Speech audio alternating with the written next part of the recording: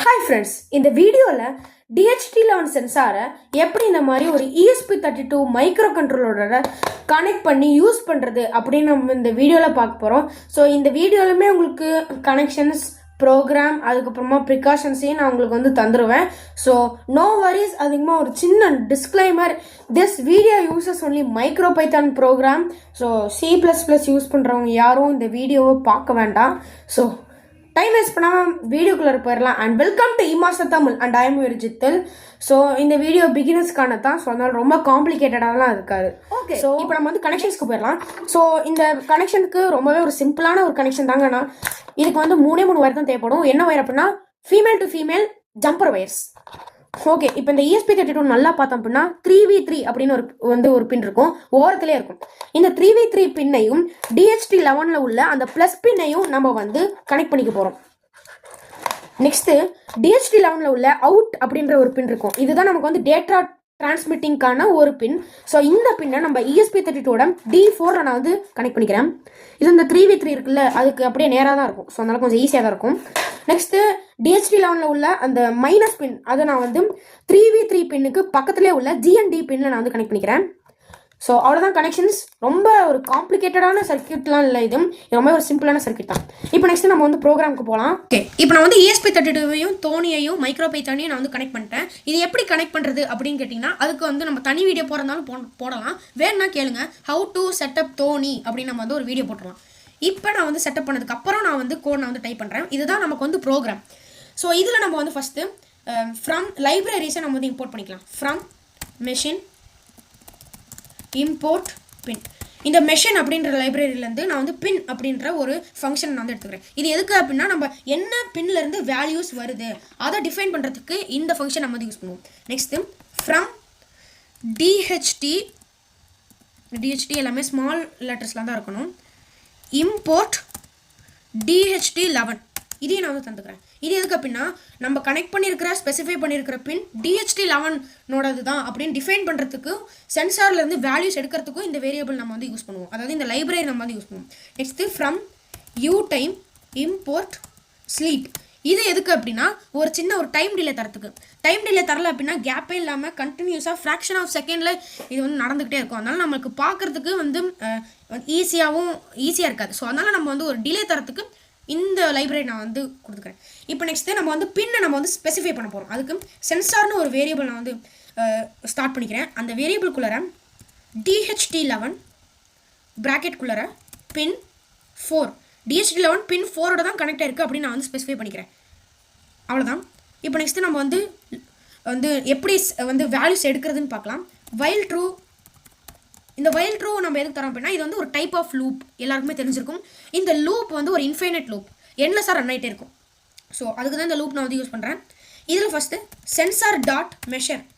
அதாவது sensor dot மெஷர்னா, sensor dot measure அப்படின்னு நம்ம வந்து தந்தோம் அப்படின்னா, அந்த சென்சார் வந்து சரௌண்டிங்கில் உள்ள வேல்யூஸ் எல்லாம் நமக்கு வந்து எடுக்கும், அதாவது எடுத்து ஸ்டோர் பண்ணும். இதுதான் இந்த ஃபங்க்ஷன் தான் சென்சார் டாட் மெஷர். இது தந்துட்டு டெம்ப், அதாவது டெம்பரேச்சர் அப்படின்னு வந்து ஒரு வேரியபிள் ஓப்பன் பண்ணிக்கிறேன்.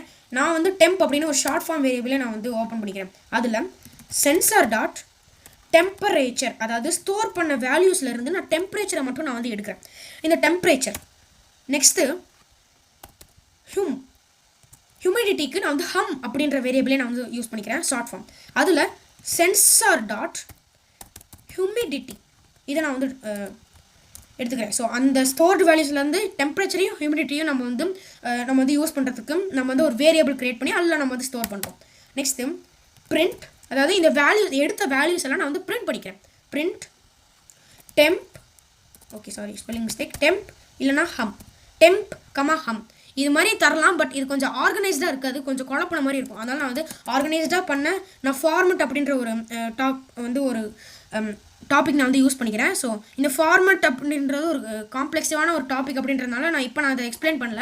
ஒரு தனி வீடியோ வந்தால் அதில் நான் வந்து இதை கன்ஃபார்மாக எக்ஸ்பிளைன் பண்ணுறேன். அதில் டெம்பரேச்சர் அப்படின்னு போட்டு அதில் ஓப்பன் ப்ராக்கெட் இது வந்து கர்வ் ப்ராக்கெட் போட்டு அதில் நான் வந்து டெம்ப் அப்படின்ற வேரியபிள் நான் தந்துக்கிறேன். இது டெம்பரேச்சரோட யூனிட் வந்து செல்சியஸ். செல்சியஸில் தான் நமக்கு டிஃபால்ட்டாக DHT11 வந்து நமக்கு வந்து வேல்யூஸை தரும். ஸோ அதனால் நான் சீனே போட்டுக்கிறேன். இதுதான் ஓகேவா.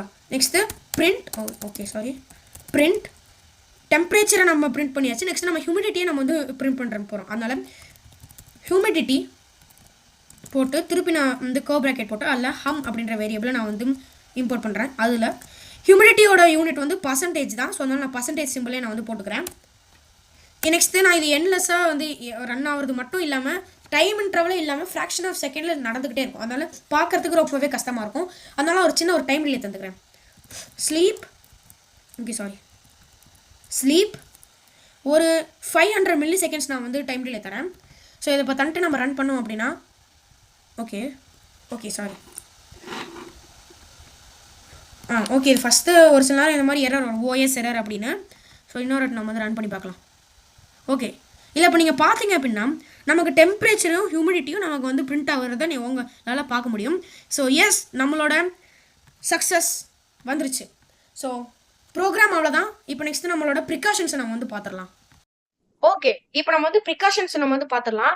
ஸோ இல்லை ஜென்ரலாக வந்து ஒரு தப்பு நடக்கும். என்ன அப்படின்னா இந்த பிளஸ் பின்னை மைனஸ் பின்னோட கனெக்ட் பண்றது, மைனஸ் பின்னை பிளஸ் பின்னோட கனெக்ட் பண்றது, பிளஸ் பின் கனெக்ட் பண்ண வேண்டிய பின்னை மைனஸ் பின்னோட கனெக்ட் பண்றது, அவுட் பின்னை மைனஸ்ல கனெக்ட் பண்றது, இந்த மாதிரியான கனெக்ஷன்ஸ்ல தான் மோஸ்ட்லி தப்பு நடக்கும். அப்படி நடந்துச்சு அப்படின்னா ஒரு சில நேரம் பிளா அப்படியே அவளா, ஒரு சில நேரம் சரி செய்யற மாதிரி இருக்கும். கோடிங்ல ஏதாச்சும் மிஸ்டேக் வந்துச்சுன்னா அதை நம்மளால ஈஸியா சார்ட் அவுட் பண்ணிட முடியும். ஸோ இதுதான் இந்த DHT11 சென்சாருக்கான ஒரு ப்ரிகாஷன்ஸ். ஒரு 2-3 தான் இருக்கும். மற்றபடி இது வந்து ஒரு கன்ஃபார்மா ஒரு பிகினர்ஸ்க்கான சென்சார்ஸ் அப்படின்னு நம்ம வந்து அடிச்சு சொல்லலாம். ஸோ இப்போ இந்த கோடிங் வந்து யாருக்காச்சும் புரியல அப்படின்னா டிஸ்கிரிப்ஷன்ல நான் வந்து இந்த கோடிங் வந்து அப்படியே நான் வந்து தந்திருக்கேன். அந்த கோடிங்குமே வந்து நீங்க வந்து ரெஃபர் பண்ணிக்கலாம். பட் நீங்க வந்து அந்த கோடிங் அப்படியே காப்பி பேஸ்ட் பண்ணீங்க அப்படின்னா இது எப்படி ஒர்க் ஆகுது, எப்படி யூஸ் ஆகுது, இதெல்லாம் உங்களுக்கு வந்து தெரியாமே போகலாம். ஸோ அதனால நம்ம கையால டைப் பண்ணி புரிஞ்சு நம்ம பார்த்தோம் அப்படின்னா இன்னும் கொஞ்சம் வந்து பெட்டரா அண்டர்ஸ்டாண்டிங் ஆகும் அப்படின்னு என்னோட கருத்து. ஸோ அதனால தான் நான் வந்து 5 நிமிஷத்துக்கு கோடிங் மட்டுமே வந்து இருக்கும். ஸோ அவ்வளவுதாங்க இந்த வீடியோ. இந்த வீடியோல நம்ம வந்து திருப்பி DHT11 சென்சாரையும் ESP32வையும் எப்படி நம்ம வந்து யூஸ் பண்றது, ப்ரிகாஷன்ஸ் எப்படி ஃபாலோ பண்றது, கனெக்ஷன்ஸ் அண்ட் ப்ரோக்ராம், இது எல்லாத்தையுமே நம்ம இந்த வீடியோல நம்ம வந்து கிளியரா பார்த்தோம் தான் நினைக்கிறேன். யாருக்காச்சும் ஏதாச்சும் டவுட் இருந்துச்சு அப்படின்னா வந்து கன்ஃபார்மா வந்து கமெண்ட் செக்ஷன்ல வந்து கமெண்ட் பண்ணுங்க. நான் வந்து அதை பார்த்து உங்களுக்கு வந்து ரிப்ளை பண்ணுவேன் கன்ஃபார்மா. ஸோ அவ்வளவுதான். So signing off, and this is your E-Master Tamil.